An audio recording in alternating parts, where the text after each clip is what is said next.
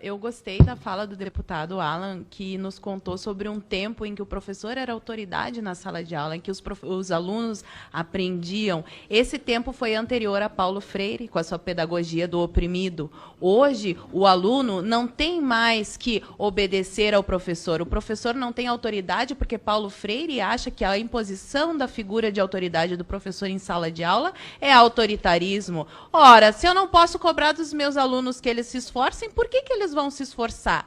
Se todo final de ano eu tenho que fabricar notas no caderno dele, porque o governo precisa ter um índice de aprovação, e o que eu estou falando aqui eu falo por experiência, pois eu dei aula desde o primeiro ano do ensino fundamental até o segundo ano do ensino médio, eu dei aula em escola pública municipal e estadual, eu vi doutrinação na escola municipal desde a primeira série até o último ensino do ano médio, e inclusive na faculdade católica.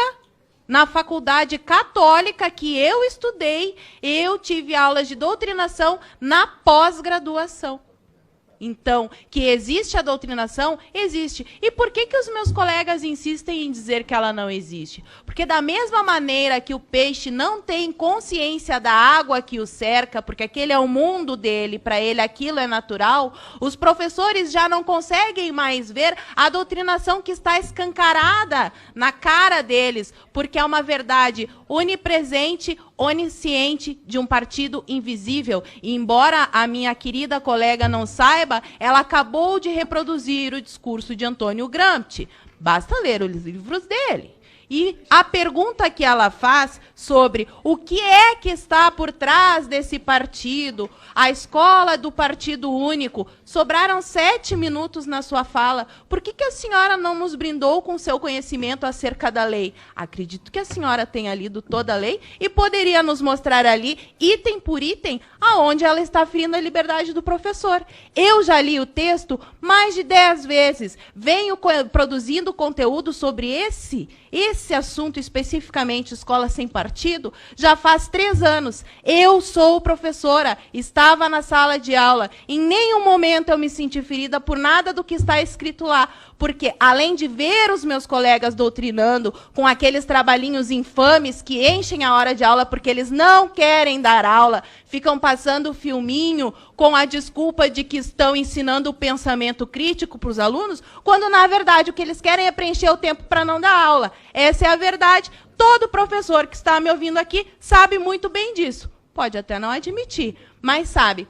Quero agradecer. Ali, provavelmente, ele é apoiador de Escola Sem Partido, porque traz o cartaz ali, Escola Sem Ódio. O Brasil não é da esquerda, do centro ou da direita. E é justamente isso que o Escola Sem Partido quer. Porque hoje a escola está na mão da esquerda. Nós não queremos a esquerda nem a direita. Eu sou tão contra o professor que vai dar aula com a camiseta do Che Guevara, quanto um professor que vai dar aula com a camiseta do Bolsonaro. Escola não é lugar de fazer política. Nós temos que ser neutros. E quando formos apresentar um tema político, nós temos que apresentar os dois lados. O que tem de tão ruim nisso? Até agora, eu só ouço professores dizendo que fere os direitos, que fere os direitos. Me digam aonde, me mostrem. Eu vim aqui, mostrei todos os meus argumentos, não com base nas minhas opiniões. Eu não fiz acusações ao Léo. Eu provei aqui, através de pesquisas científicas, o quanto um professor pode sim influenciar um aluno,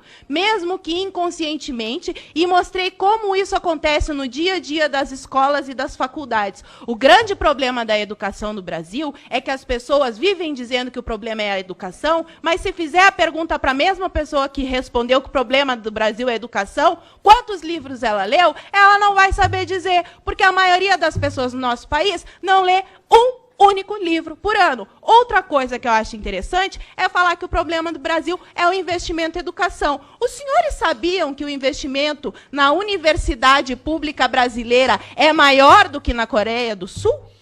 Sabiam desse dado? E por que lá a educação é tão melhor? Será que nós devemos criticar tudo, menos o método? Porque ninguém questiona esse maldito socioconstrutivismo que está destruindo a inteligência das nossas crianças. É só isso que eu quero saber. Muito obrigada.